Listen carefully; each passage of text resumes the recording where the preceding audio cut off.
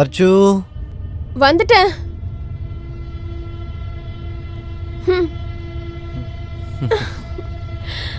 விடுங்க, காலங்காத்தால என்ன பண்றீங்க? விடுங்க. என்னம்மா கல்யாணம் ஆகி 1 வருஷம் கூட ஆகல, அதுக்குள்ள விட சொல்லிட்டு இருக்க? நீங்க காலங்காத்தாலே ஆரம்பிச்சிட்டீங்களா? தங்கம், லவ் பண்றதுக்கு ராத்திரி என்ன காலையில என்ன? நான் பிரேக்ஃபாஸ்ட் வேற பண்ணணும். அப்படியா? அச்சு, இதெல்லாம் ரொம்ப தப்பு. எப்பெல்லாம் நான் போணும், என்ன விடுங்க. அடியே, இன்னைக்கு சண்டே, இன்னைக்கு எங்கடி போகணும் உனக்கு? இன்னைக்கு ஹாலிடே. உங்களுக்கு என்ன? நான் கைனகாலஜிஸ்ட் கிட்ட போகணும். 10 மணிக்கு அப்பாயின்மெண்ட் இருக்கு. உங்களுக்கு தான் என் கூட போவேனால. இங்க பாருமா, எனக்கு ஒரு ப்ராஜெக்டை சப்மிட் பண்ணி ஆகணும். அது சரி, டாக்டர் என்ன சொன்னாங்க உனக்கு? ரிப்போர்ட் வந்ததுக்கு அப்புறமா ட்ரீட்மெண்ட் பண்ணுவாங்க. அட, எல்லாத்துக்கும் மேல அம்மா கால் பண்ணி டார்ச்சர் பண்ணிட்டு இருக்காங்க. நீ ஏன் அவங்களோட ஃபோன் எடுக்கல? ஒரே விஷயம் தான், குழந்தை குழந்தை குழந்தை குழந்தை என்ன மார்க்கெட்ல கிடைக்குது? தயவு செஞ்சு அர்ச்சு இதை விடு. இந்த விஷயத்தை பெருசாக்கிட்டு இருக்காது. இன்னைக்கு இல்லைனாலும் நாளைக்கு குழந்தை பெத்துப்போம். அதான் ட்ரீட்மெண்ட் போய்கிட்டு இருக்குல்ல.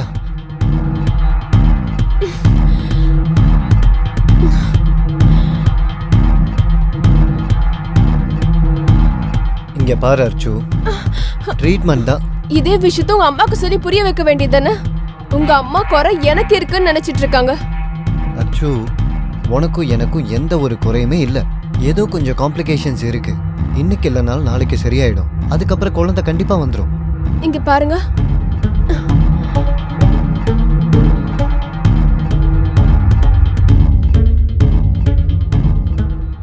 பாருங்க, எனக்கும் குழந்தை வேணும். சரி, நான் சமையல் செஞ்சு வச்சுட்டேன். நீங்க சாப்பாடு சாப்பிட்ருங்க. அப்புறம் ஒருவேளை நான் வரதுக்கு கொஞ்சம் லேட் ஆகலாம். நிறைய டெஸ்ட் எடுக்க வேண்டியது இருக்கு. ஓகேங்க மேடம்.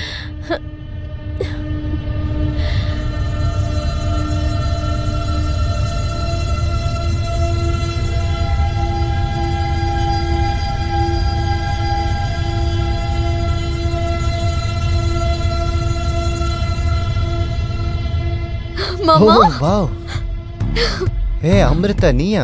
என்ன திடீர்னு வந்திருக்க? அது உங்களுக்கு சர்ப்ரைஸ் கொடுக்கலாம் தான் வந்தேன் மாமா. ஓ, வாட் எ சர்ப்ரைஸ். அக்கா எங்க மாமா? அவ வெளிய போயிருக்காளே. ஓ நோ, நான் அவளை சர்ப்ரைஸ் பண்ணலாம்னு இருந்தேன் தெரியுமா? அட பரவாயில்ல, விடு, வா உட்காரு. நான் பேக் எடுத்துட்டு வரேன்.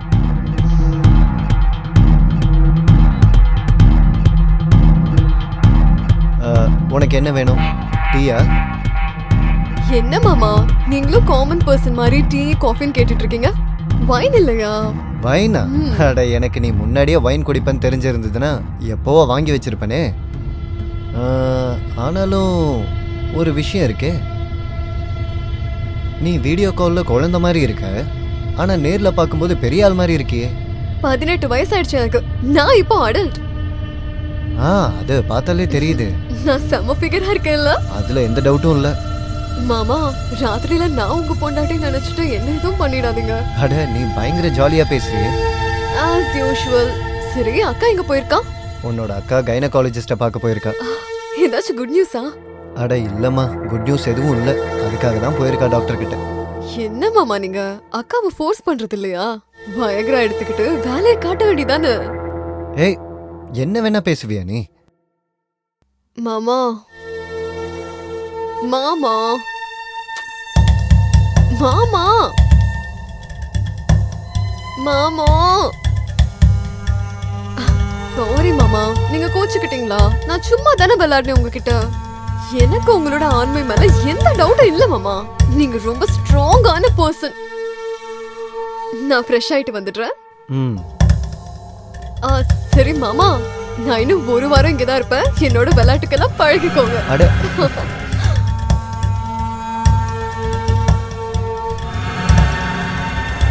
பைத்தியக்காரியா இருக்கா.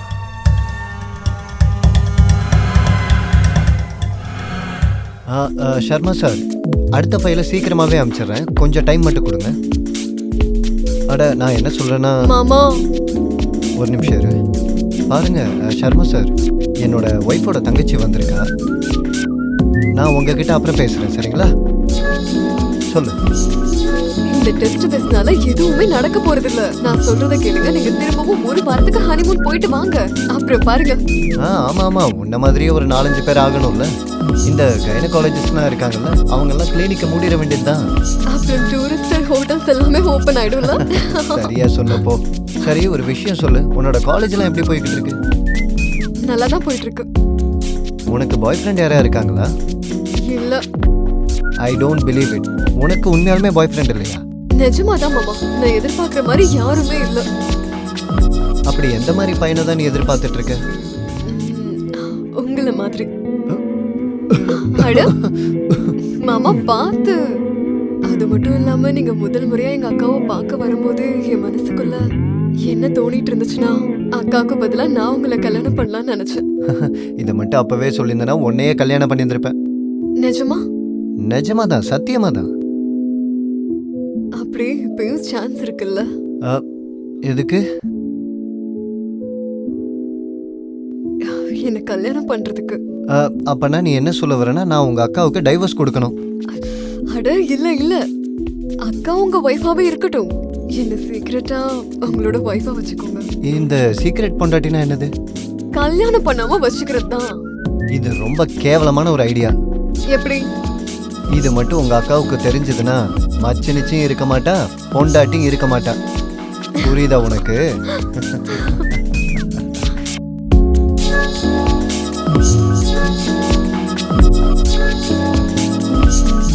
அட சர்மா சார், நான் ஃபைல் அனுப்பிச்சிட்டேன். உங்களோட டேபிள்ல தான் இருக்கு, பார்த்து எடுத்துக்கோங்களேன். என்ன சார் நீங்க சின்ன சின்ன விஷயத்துக்குலாம் கால் பண்றீங்க?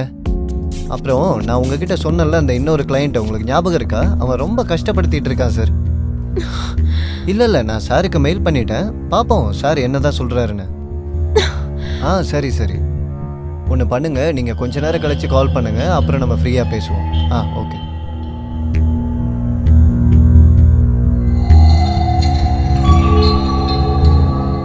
வந்துட்டியா? சரி, டாக்டர் என்ன சொன்னாங்க உனக்கு? ஒன்றும் இல்லை, கொஞ்சம் டெஸ்ட் பண்ணியிருக்காங்க. ரிப்போர்ட்ஸ் வந்ததுக்கு அப்புறம் தான் ட்ரீட்மெண்ட் ஆரம்பிப்பாங்க. சரி. உள்ள யார் இருக்கா? உன்னோட தங்கச்சி. யார்? அமிர்தாவா? வேற யாரு? திடீர்னு? நான் எல்லா இடத்துலயும் திடீர்னு தான் வருவேன்க்கா. அம்மு, அம்மா ஒண்ணு சொல்லல? அம்மாக்கு தெரியாதுக்கா. நான் இப்பவே அம்மாக்கு ஃபோன் பண்ணி உன் கூட தான் இருக்கேன்னு சொல்லிடுறேன். அம்மு, இப்படி சொல்லாம வீட்ல இருந்தெல்லாம் வரக்கூடாது. நீ பெரிய பொண்ணாயிட்ட. இப்போ வெளியில எல்லாரும் நல்லவங்க எல்லாம் இருக்க மாட்டாங்க. ஆரம்பிச்சிட்டியா? உனக்கு அம்மாவே எவ்வளவு பரவாயில்லக்கா. மாமா, நீங்க இப்படி ஒரு கிழவிய போய் கல்யாணம் பண்ணிட்டீங்களே, என்ன கல்யாணம் பண்ணிருக்கலாம்ல? அட நீ ஓகேன்னு மட்டும் சொல்லு, வக்கீல கூப்பிட்டு இப்பவே உங்க அக்காவுக்கு நான் டைவர்ஸ் கொடுத்துட்றேன்.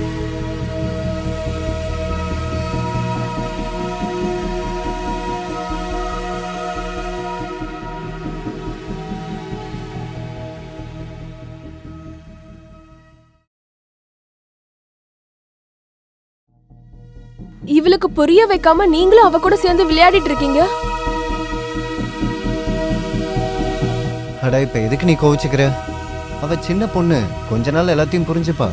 இப்பதானே அவ காலேஜ் போய்கிட்டு இருக்கா, நம்ம கொஞ்சமாவது அவளுக்கு ஃப்ரீடம் கொடுக்கணும்ல. நான் வீட்ல இல்லாத நேரம் நீ உன் இஷ்டப்படி நடந்துகிட்டு இருக்கியா?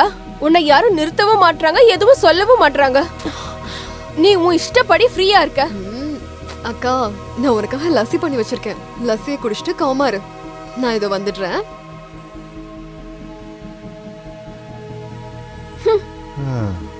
அட உன் தங்கச்சி தானடி, நீயாவது புரிஞ்சுக்கோ. ஐயோ மேடம் சாரி, நான் போய் பாத்திரத்தெல்லாம் விளக்கிடுறேன்.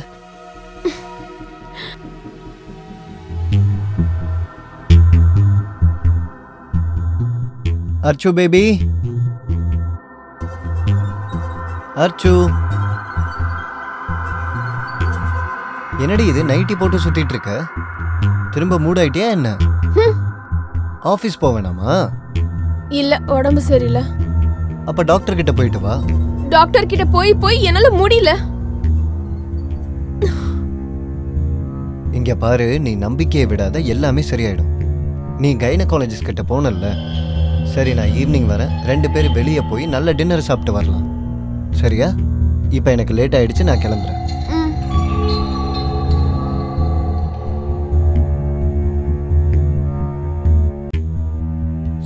உடம்ப பார்த்துக்கோ. ம். பாய், நான் கிளம்புறேன்.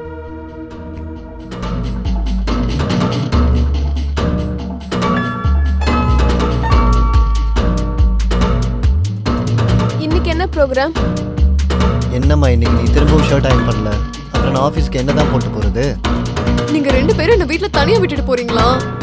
ஏன், உன்னோட ஃபோன் உங்ககிட்ட தானே இருக்கு, அதை வச்சு உன் ஃப்ரெண்ட்ஸுக்கெல்லாம் டெக்ஸ்ட் பண்ணு.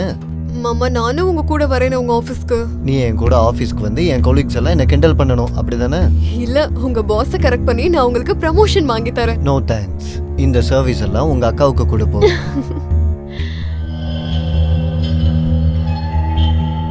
Hello hello hello. என்ன ரிப்போர்ட் வந்திருக்கு? எல்லாம் ஓகே தானே? சரி, நான் என் ஹஸ்பண்ட் கிட்ட பேசிட்டு உங்ககிட்ட என்னன்னு சீக்கிரமா சொல்றேன். தேங்க்யூ.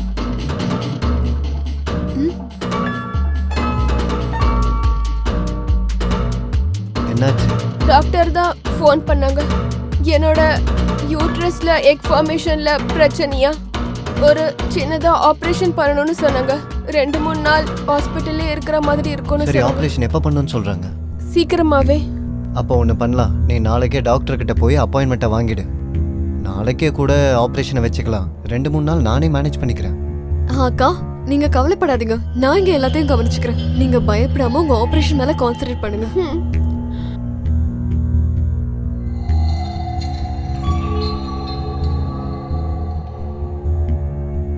ஹலோ. ராகேஷ், ஒன்றும் இல்லை, அர்ச்சனாவுக்கு ஆப்ரேஷன் நடக்க போகுது. ஸோ ஒரு 2-3 நாளைக்கு நான் ஆஃபீஸ் வரமாட்டேன்னு நினைக்கிறேன். நீ இருந்து எல்லாத்தையும் சமாளிச்சுக்கோ. சரி சரி, பாய். என்னாச்சு அக்கா எப்படி இருக்காங்க மாமா? அவன் நல்லா இருக்கா, மேஜர் ஆப்ரேஷன் எதுவும் கிடையாது. டாக்டர் சொல்லியிருக்காங்க ஃபைபர் ரேட்டிங் இன்க்ரீஸ் ஆயிருக்குன்னு, அதை கட் பண்ணி ரிமூவ் பண்ணணும். ஸோ ஆப்ரேஷன் அவ்வளோதான், ஒன்றும் பிரச்சனை இல்லை.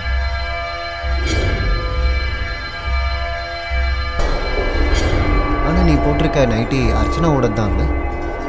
இல்ல நான் ஷார்ட் பேண்ட்ஸ் எடுத்துட்டு வந்திருந்தேன், அதனால தான் நான் இதை போட்டிருக்கேன் மாமா. ஏன் மாமா நைட்டு நல்லா இல்லையா? இல்லை இல்லை, ரொம்ப சூப்பராக இருக்குது, செம்மையாக இருக்குது. சரி வாங்க மாமா சாப்பிடலாம். சரி.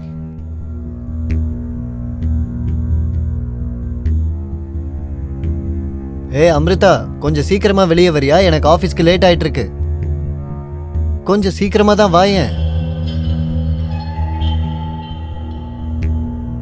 ஹலோ. அர்ச்சு பேபி, இன்னும் இல்லை, நான் இன்னும் வீட்டில் தான் இருக்கேன். இந்த அமிர்தா ரொம்ப நேரமாக குளிச்சுக்கிட்டு இருக்கா. இவ வெளியே வந்தா தானே நான் ஆஃபீஸ் போக முடியும். ஆமாம்.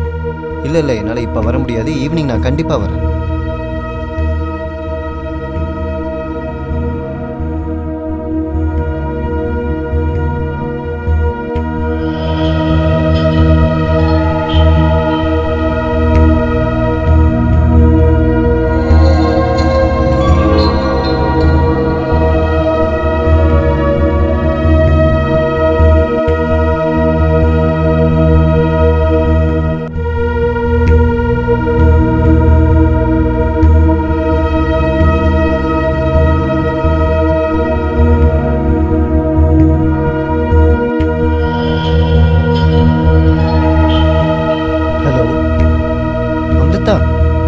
திடீர்னு எதுக்கு கால் பண்ணியிருக்க? என்ன என்னது பார்க்கணுமா? சரி இரு, நான் வரேன்.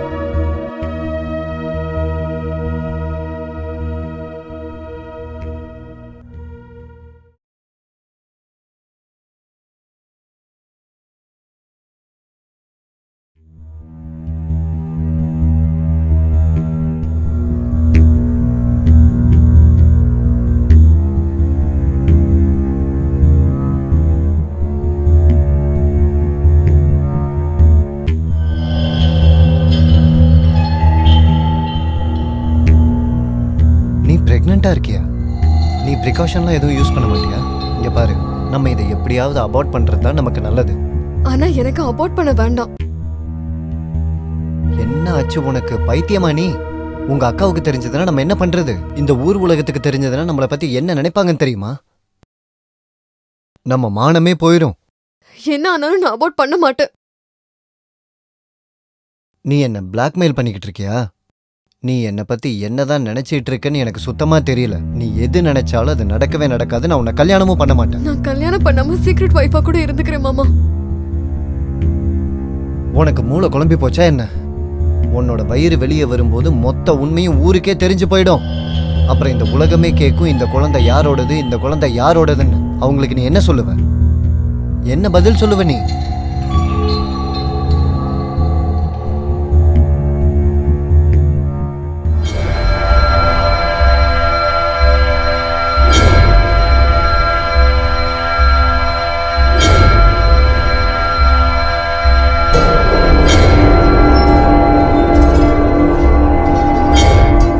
பாரு, குழந்தை மாதிரி பண்ணிட்டு இருக்காத. நம்ம இதை அபார்ட் பண்ணிடலாம். இப்ப என்ன வயசாச்சு உனக்கு? நான் ஊரை விட்டு தள்ளி இருந்து இந்த குழந்தைய பெத்தெடுக்கிறேன் மாமா.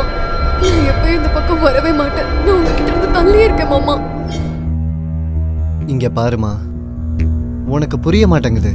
இது ஒன்றும் ராஜா காலத்துல நடக்கிற விஷயம் கிடையாது. ஒரு ராஜா 20-30 பொண்டாட்டி வச்சுக்கிறதுக்கு. இங்க பாருமா, இது ஒரே ஒரு நாள்ல நடக்கிற விஷயம் தான். அபார்ஷன் பண்ணிடலாம், அதுக்கப்புறம் எல்லாமே சரியா போயிடும். உங்களுக்கு தெரியாத நான் எவ்வளவு சோகமா இருக்கேன்னு. எனக்கு ரொம்ப கஷ்டமா இருக்கு மாமா. உங்களுக்கு என்னால எந்த கஷ்டமும் வேண்டாம்.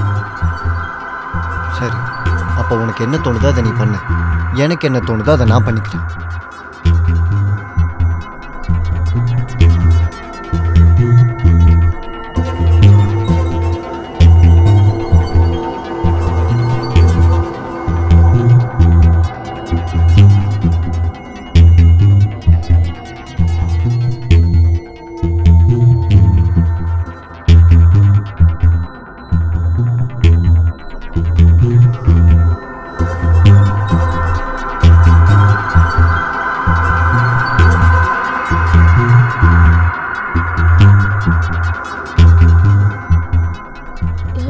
என்னாச்சு?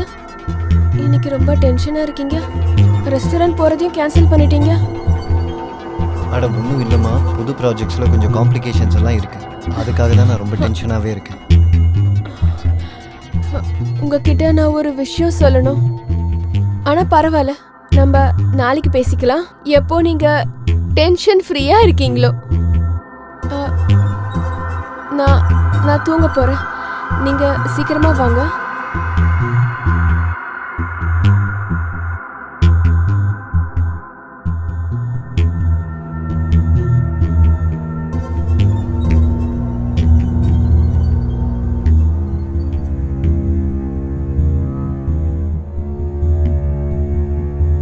இல்லை, இந்த அமிர்தா விஷயத்துக்கு நம்ம எதாவது பண்ணி தான் ஆகணும். இல்லைன்னா கண்டிப்பாக அவ என் மானத்தை வாங்கிடுவான்னு நினைக்கிறேன். அப்புறம் போலீஸ் நிச்சயமாக என்னை உள்ள தள்ளிடும். இல்லை, ஐயோ, அர்ச்சனா மூஞ்சில நான் எப்படி தான் முழிக்கிறது? அப்புறம் இந்த குடும்பம், ஆஃபீஸ் மேட்ஸு, சொந்தக்காரங்க, ஊருக்காரங்க. அமிர்தா ஒத்துக்க மறுத்துட்டான்னா அவளுக்கு ஃபோர்ஸ்ஃபுல்லாக தான் அபார்ஷன் பண்ணணும். பண்ணியே ஆகணும். ஆனால் அவளை எப்படி ஃபோர்ஸ் பண்ணுறதுன்னே தெரியலையே. ஒரு வழி தான் இருக்கு. ஏதாவது பிளான் பண்ணி அமிர்தாவோட கதையை நான் தான் முடிச்சாகணும். ஒரு வழி தான் இருக்கு.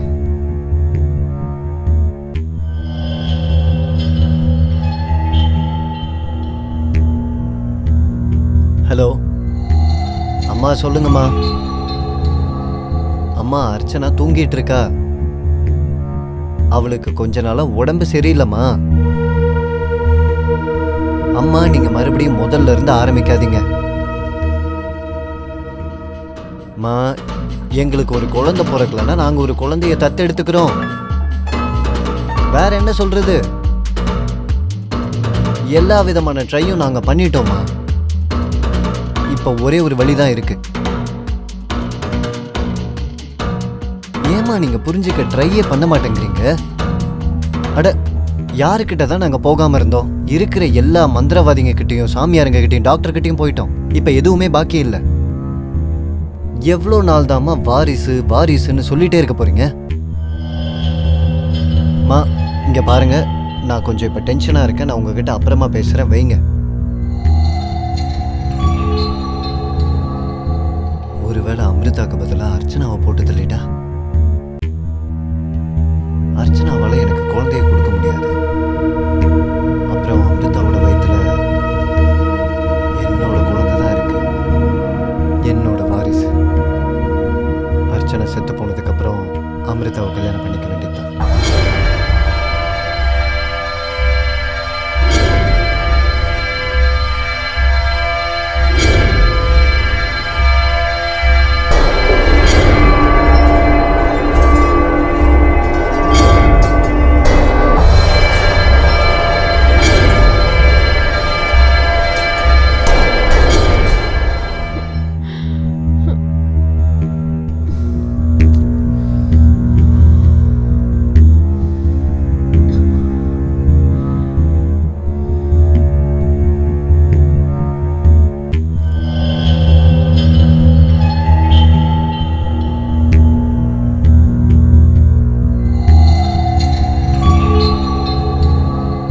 சரி அர்ச்சு, நான் அப்போ கிளம்புறேன். என்னங்க கேளுங்க, ஆஃபீஸ்க்கு ரெடி ஆயிட்டீங்கன்னா ப்ளீஸ் எனக்கு கொஞ்சம் ஒரு ஹெல்ப் பண்றீங்களா? அது அமிர்தா தொலைஞ்சு போய் ஒரு வாரம் ஆச்சு. அவ தொலைஞ்சு போனதை பத்தி எந்த நியூஸுமே கிடைக்கல. அவ எப்படி இருக்கான்னு தெரியல, என்ன நிலைமையில இருக்கா. அவகிட்ட நான் எத்தனை வாட்டி சொல்லிருப்பேன் வீட்டுல சொல்லாம வெளியில எங்கேயும் போகாதுன்னு. ஆனா அவ என் பேச்ச ஒரு வாட்டி கூட கேட்கல. எனக்கு ரொம்ப பயமா இருக்குங்க. டோன்ட் வரி அர்ச்சு, நான் போலீஸ் ஸ்டேஷனில் போய் பேசிட்டேன். அவங்க தேடிக்கிட்டு தான் இருக்காங்க. நம்ம அமிர்தா கிடைச்சதுமே அவங்க நம்மக்கிட்ட இன்ஃபார்ம் பண்ணிடுவாங்க. நீ டென்ஷன் ஆகாத.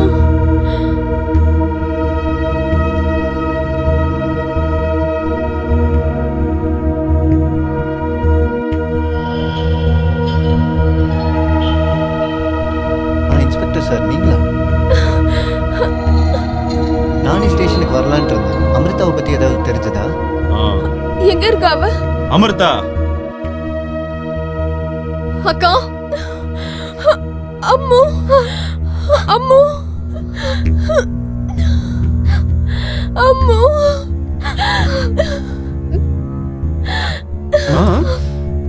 மிஸ்டர் ராஜீவ், நீங்க அமிர்தாவை அட்டாக் பண்ண காரணத்துக்காக நான் உங்களை அரெஸ்ட் பண்ண போறேன். ஆமா, நீங்க இவங்களை கொலை பண்ண ட்ரை பண்ணிருக்கீங்க. அதனால தான் இவங்க ஹாஸ்பிட்டல்ல ஒரு வாரமா அட்மிட் ஆயிருக்காங்க.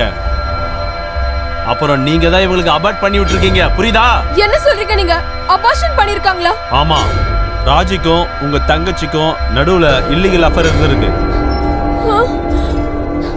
அதனால இவங்க கர்ப்பமாயிட்டாங்க. அப்புறம் இவரு உங்க தங்கச்சியை கொலை பண்றதுக்காக ட்ரை பண்ணிருக்காரு, புரியுதா?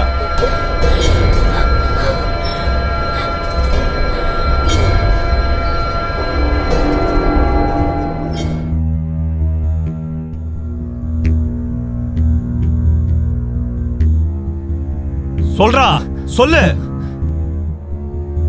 அது என்ன நடந்துச்சுன்னா, அன்னைக்கு ராத்திரி நான் அர்ச்சனாவை கொலை பண்ண போனேன். அர்ச்சனாவை நான் கொலை பண்ணலான்னு ரெடி ஆகும்போது அங்கே டேபிள் மேலே இருந்த அர்ச்சனாவோட மெடிக்கல் ரிப்போர்ட்டை பார்த்தேன். அந்த ரிப்போர்ட்டை படித்ததுக்கப்புறம் தான் தெரிஞ்சது அர்ச்சனா ப்ரெக்னெண்ட்டாக இருக்காங்க.